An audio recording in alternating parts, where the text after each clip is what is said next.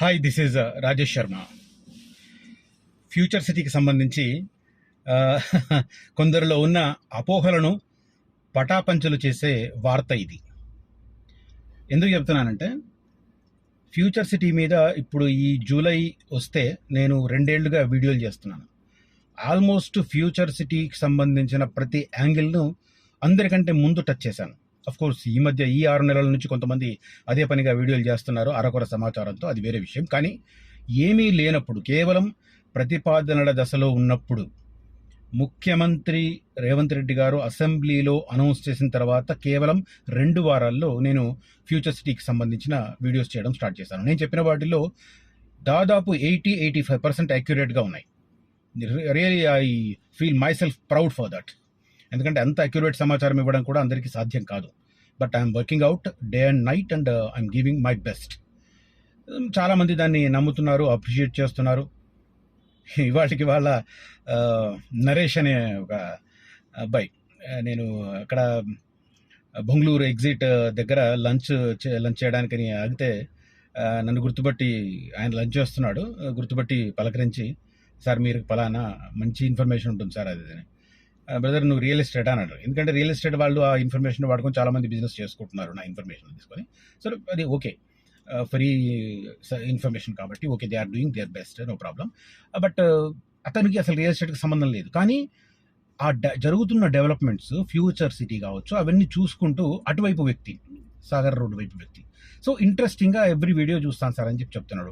చాలా హ్యాపీ అనిపించింది. ఎక్కడో ఇప్పుడు ఇంత పెద్ద మహానగరంలో ఒకరు మనల్ని గుర్తుపట్టడం అనేది గ్రేట్.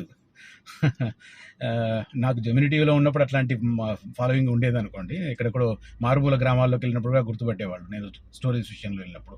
అప్పుడు టీవీకి ఉన్న క్రేజ్ వేరు కదా. ఇప్పుడు అంతా టీవీ అంటే అప్పుడు చాలా లిమిటెడ్ నెంబర్లో టీవీ రిపోర్టర్స్ ఉండేవారు కాబట్టి ఈజీగా ఉండేది. ఇప్పుడు 100 కొద్ది అయింది కాబట్టి అది కామన్ అయిపోయింది, ఇది వేరే విషయం. సో అట్లా ఒకటి గుర్తుపట్టి, అంటే రియల్ ఎస్టేట్ ఇన్ఫర్మేషన్ జెన్యూన్గా ఫీల్ అవుతున్న వాళ్ళు చాలామంది ఉన్నారు. సో ఈ నేపథ్యంలో నేను ఇదంతా ఎందుకు చెప్తున్నానంటే, కొద్దిగా లాగ్ అవుతుంది సబ్జెక్ట్, బట్ ఇక్కడ కట్ చేస్తాను. కట్ షార్ట్ చేస్తే డైరెక్ట్ సబ్జెక్ట్లోకి వెళితే, చాలామంది ఫ్యూచర్ సిటీ అనేది శ్రీశైలం హైవే అన్న భ్రమల్లో ఇంకా ఉన్నారు. అక్కడ పెరిగిపోతున్న ధరలు అవి చూసి ఇంకా ఎవరు రియలైజ్ అవ్వట్లేదు. కోర్స్ ఇప్పుడు ఫ్యూచర్ సిటీ వెళ్ళడానికి ముఖ్యంగా వెస్ట్ హైదరాబాద్ నుంచి వచ్చి ఫ్యూచర్ సిటీ ఏరియాలు చూడడానికి శ్రీశైలం రోడ్డు తీసుకుంటున్నారు వెస్ట్ హైదరాబాద్ వాళ్ళు. కానీ ఈస్ట్ హైదరాబాద్ కావచ్చు, నార్త్ హైదరాబాద్ కావచ్చు, వీళ్ళంతా ఫ్యూచర్ సిటీకి వెళుతున్నది నాగార్జున సాగర్ రోడ్. అయితే మరి ఎటువైపు ఉంది అని అంటే, ఫస్ట్ ఫేజ్, సెకండ్ ఫేజ్ పూర్తిగా నాగార్జున సాగర్ రోడ్ వైపే ఉంది. ఇప్పుడు నిర్మాణం అవుతున్న రతన్ టాటా రోడ్డుకు నాగార్జున సాగర్ రోడ్డు వైపే ఉంది first phase, second phase. Srisailam వైపు రాదు అని కూడా నేను చెప్తుంటాను. నేను ఫ్యూచర్లో కూడా, ఇప్పుడే కాదు ఫ్యూచర్లో కూడా రాదని చెప్తూ ఉంటాను చాలామంది నన్ను కలిసిన వాళ్ళకి. కొంతమంది నమ్ముతారు, కొంతమంది లోపల నమ్మినట్టు నటించి లోపల నవ్వుకుంటారు. ఇవన్నీ నేను అబ్జర్వ్ చేస్తుంటాను. కోర్స్ మనకు కూడా ఎంతో కొంత పరిజ్ఞానం ఉంటుంది కదా, ఎవరి ముఖ కవలికలను బట్టి ఏం ఫీల్ అవుతున్నారు అనేది. కోర్స్ తర్వాత వాళ్ళు ఏంటనేది నాకు తెలిసిపోతుంది. అయితే శ్రీశైలం రోడ్డు వైపు రాదు అని నేను చెప్పడానికి రీజన్ ఏంటంటే, మనకు right from Tukkuguda up to Amangal, ఎక్కడైతే ఫ్యూచర్ సిటీ అమన్గల్ కంటే యువతలే ఉంటుంది, అక్కడి వరకు కూడా శ్రీశైలం రోడ్డుకు అటు ఇటు విచ్చలవిడిగా వెంచర్లు ఉన్నాయి. కాబట్టి మళ్ళీ భూసేకరణ సాధ్యం కాదు అనేది నా ఒపీనియన్. ఎందుకంటే up to Kandukur HMD approvals ఉన్నాయి అన్ని లేఅవుట్లకు. కందుకూరు తర్వాత డిటీసీపీ అప్రూవల్స్ ఉన్నాయి. ఈ 2 కూడా స్టేట్ లెవెల్ అథారిటీస్. ఒకటి హైదరాబాద్ సిటీ లెవెల్ అథారిటీ, ఒకటి స్టేట్ లెవెల్ అథారిటీ. డిటీసీపీ అంటే directorate of town and country planning. So ఇవన్నీ ఉన్న తరుణంలో వాటి ఆధ్వర్యంలో లేఅవుట్లకు అప్రూవల్ ఇచ్చి మళ్ళీ వెనక్కి తీసుకోవడం సాధ్యం కాదు. ఫస్ట్ ఫేజ్ ఫ్యూచర్ సిటీ భూసేకరణ జరిగినప్పుడు కూడా ఆ మధ్యలో ఉన్న 4-5 డిటీసీపీ వెంచర్లను వదిలేశారు. కాబట్టి అదే లాజిక్ని అప్లై చేస్తాను. ఇప్పుడు లేటెస్ట్గా నా మాటలు నిజం అని చెప్పుకోవడానికి, ఘనంగా చెప్పుకోవడానికి, గర్వంగా చెప్పుకోవడానికి ఒక స్ట్రాంగ్ ఎవిడెన్స్ నా చేతికి వచ్చింది. నేను అది చెప్తున్నాను, అది వినిపిస్తాను నేను. సో ఇంట్రెస్ట్ ఎవరండి. సో ఈ ఇన్ఫర్మేషన్ తెలుసుకున్న తర్వాత నన్ను రియలైజ్ అయ్యి, ఫ్యూచర్ సిటీ అంటే నాగార్జున సాగర్ రోడ్డు వైపు, రతన్ టాటా రోడ్డు వైపు అని రియలైజ్ అయ్యి అటువైపు నేను చెప్పిన చోట ఇన్వెస్ట్ చేయండి. కాదు కూడదు, ఇంకా శ్రీశైలం హైవే పైనే ఉంటాం అని అనుకుంటే అది కూడా మీ ఇష్టం. ఎందుకంటే ఆఫ్టర్ ఆల్ మీ డబ్బు మీ ఇష్టం. మీరు తీసుకువెళ్ళి గంగా నదిలో పోస్తారా, లేక మురుగు కాలువలో పోస్తారా, లేకపోతే దాన్ని సేవ్ చేసుకుంటారా అనేది మీ ఇష్టం. అది ఎవరి డబ్బు వాళ్ళది కదా. ఇప్పుడు చిన్నప్పుడు మేము బాసర వెళ్ళేవాళ్ళం, మా ఊరు నుంచి ట్రైన్లో వెళ్ళేవాళ్ళం. ట్రైన్లో వెళ్ళేప్పుడు ఆ గంగానది దగ్గరికి రాగానే అందరూ చేతిలో ఉన్న చిల్లర తీసి ఆ గంగానదిలో వేసేవాడు. దానికి అఫ్ కోర్స్ ఒక సైంటిఫిక్ రీజన్ ఉంది. ఎందుకంటే పూర్వకాలంలో రాగి నాణాలు ఉండేవి కాబట్టి ఆ రాగికి మలినాలను శుద్ధి చేసే ఒక లక్షణం ఉండేది కాబట్టి రాగి నాణాలను సముద్రంలో వేసేవాళ్ళు. అదే సెంటిమెంట్గా తర్వాత వచ్చిన అన్ని కాయిన్స్ కూడా వేయడం అది అలవాటైంది. నిజానికి పూర్వీకులు ఏది చేసినా కూడా దానికి ఒక సైంటిఫిక్ రీజన్ ఉంటుంది. అది చాలా మందికి తెలుసు, కొంతమంది తెలియదు. సో అట్లా కొంతమంది జెన్యూన్గా ఉండే వాళ్ళు కూడా ఉంటారు. కొంతమంది ఎంత చెప్పినా కూడా వాళ్ళ బుర్రలో ఉన్న మలినం పోదు. సో ఏం చెప్తున్నానంటే టీజీఐఐసికి ఒక సమస్య ఎదురైంది. ఏంటంటే ఫార్మాసిటీ అన్నారు, పత్తా లేకుండా పోయారు. ఇది ఇన్ఫర్మేషన్. కడతాల్లో భూసేకరణపై టీజీఐఐసి మల్లగుల్లారు. ఫార్మాసిటీకి సంబంధించిన సమగ్ర స్వరూపం ఏంటంటే కేసీఆర్ 2016లో నోటిఫికేషన్ జారీ చేయించినప్పుడు 19,333 ఎకరాలు సేకరించాలని లక్ష్యంగా పెట్టుకున్నారు. దానివల్ల 64,000 కోట్ల రూపాయలు ఫార్మా రంగంలో ఇన్వెస్ట్ తేవాలని ఆయన భావించారు. మొత్తం మీద 166,000 మందికి ప్రత్యక్షంగా ఉద్యోగాలు, పరోక్షంగా ఉపాధి లభించాలని లక్ష్యంగా పెట్టుకున్నారు. భూసేకరణ కోసం 1,550 కోట్ల రూపాయలు కేటాయించారు. కానీ టీజీఐసి సేకరించిన భూములు కేవలం 13,973 ఎకరాలు. దాంట్లో కూడా ఒక 400-500 ఎకరాలు ఇంకా న్యాయపరమైన చిక్కుల్లో ఉంది. కాబట్టి ప్రస్తుతం టీజీఐఏసీ దగ్గర 13,440 ఎకరాలు ఫస్ట్ ఫేజ్ ఫ్యూచర్ సిటీకి సంబంధించిన భూములు ప్రభుత్వం దగ్గర ఉన్నాయి. ఇది సమగ్రంగా చెప్పాలంటే. అయితే కడతాల్ మండలంలో 4,080 ఎకరాలను సేకరించాలని లక్ష్యంగా పెట్టుకుంది. దీన్ని ఎవరు హైలైట్ చేశారు తెలుసా?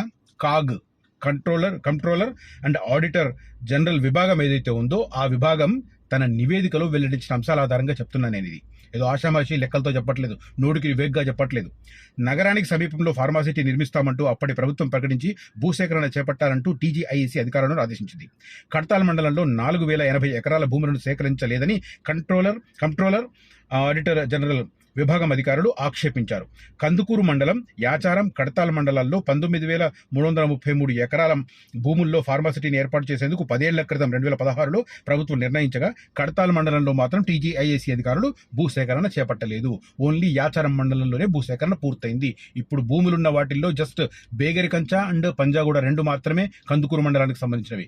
కడతాల్ మన కుర్మిద్ద కావచ్చు, కుర్మిద్ద తాండ కావచ్చు, తాడిపర్తి కావచ్చు, నానక్ నగర్ కావచ్చు, నక్కర్త మేడిపల్లి కావచ్చు, ఇప్పుడు లేటెస్ట్గా భూసేకరణ చేస్తున్న కొత్తపల్లి కావచ్చు, దానికి రోడ్డు అటుపక్కన మొండిగౌరిల్లి అండ్ చింతపట్ల దగ్గర కావచ్చు, తర్వాత నందివనపర్తి దగ్గర కావచ్చు.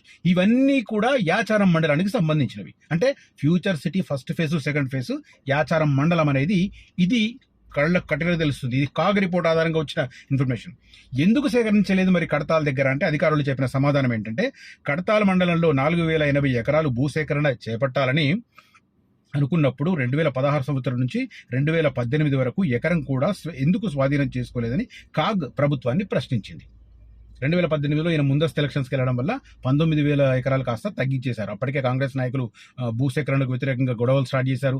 మేము అధికారంలోకి వస్తే భూములను రిటర్న్ ఇచ్చేస్తామన్నారు 2018 ఎలక్షన్స్లో. కానీ 2023లో ఎలక్షన్స్కి వచ్చిన తర్వాత అవే భూములను కాంగ్రెస్ నాయకులు ఫ్యూచర్ సిటీ మీద డెవలప్ చేస్తున్నారు. కొంతమంది అధికారంలో పార్టీలు మారితే ఏమవుతాయని కొంతమంది ప్రశ్నిస్తుంటారు. అలాంటి వాళ్ళకి తెలుసుకోవాలి, ఒకసారి భూసేకరణ చేసిన తర్వాత దాన్ని ముందుకే తీసుకెళ్తారు తప్ప ఆ భూములను మళ్ళీ తీసుకొని ప్రజలకు ఇవ్వడం అనేది ఏ పార్టీ చేయదు. తర్వాత ఎంఓయూలు సంస్థలతో చేసుకున్న తర్వాత ఆ ఎంఓయూల నుంచి ఏ ప్రభుత్వం వెనక్కి పోదు. ఇది సంస్కరణల పథాన్ని అర్థం చేసుకున్న వాళ్ళకి అర్థమవుతుంది, కొంతమందికి అర్థం కాదు. మళ్ళీ వాళ్ళు ఇదే పిచ్చి ప్రశ్న వేస్తుంటారు, రేపు పొద్దున కేటీఆర్ వస్తే ఎలా, లేకపోతే ఇంకోళ్ళు వస్తే ఎలా, ముఖ్యమంత్రిగా రేవంత్ రెడ్డి దిగిపోతే ఎలా. ఎవరు దిగిపోయినా కూడా రాష్ట్ర తలసరి ఆదాయాన్ని పెంచడమే లక్ష్యంగా పనిచేస్తారు. అందుకోసం ప్రైవేటు పెట్టుబడులను ఆకర్షిస్తూనే ఉంటారు. అది నిరంతరం కొనసాగే ప్రక్రియ. గత 35 ఏళ్లుగా కొనసాగుతుంది భారతదేశంలో, రైట్. అయితే దీనికి అధికారులు ఏం చెప్తున్నారంటే క్లియర్ కట్గా ఆ ఏరియాలో రియల్ ఎస్టేట్ వెంచర్లు గణనీయంగా ఉన్నాయి కాబట్టి భూసేకరణ సాధ్యం కాదని కాగ్కు నివేదిక ఇచ్చారు. టీజీఐఎస్ అధికారులు సమాధానం చెప్పారు. తాము భూసేకరణ కోసం నోటిఫికేషన్ జారీ చేయాలనుకున్నప్పుడే పరిసర ప్రాంతాల్లో రియల్ వెంచర్ల కారణంగా భూముల ధరలు పెరిగిపోయాయి. రియల్ వెంచర్లు పెద్ద ఎత్తున అనుమతులు తీసుకున్నాయి కాబట్టి భూసేకరణ సాధ్యం కాదని టీజీఐఐసి అధికారులు కాగ్కు నివేదించారు. నేను చెప్పేది ఇదే కదా. శ్రీశైలం రోడ్డు వైపు 4th సిటీకి ఫ్యూచర్ సిటీకి భూసేకరణ సాధ్యం కాదని పదే